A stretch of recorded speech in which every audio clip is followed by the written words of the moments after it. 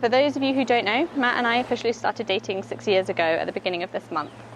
However, we both met and began falling in love with each other 6 months before that.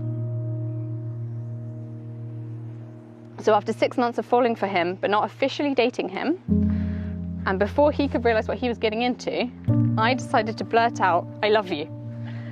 To which he said, "I know." And as it turns out, so did everybody else, because it's so blatantly obvious and no one had thought to tell me.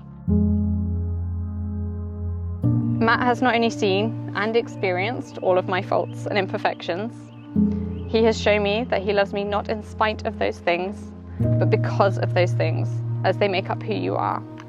It is the greatest privilege of my life that not only do I get to know and see you for who you truly are, but that you see and love me for who I truly am.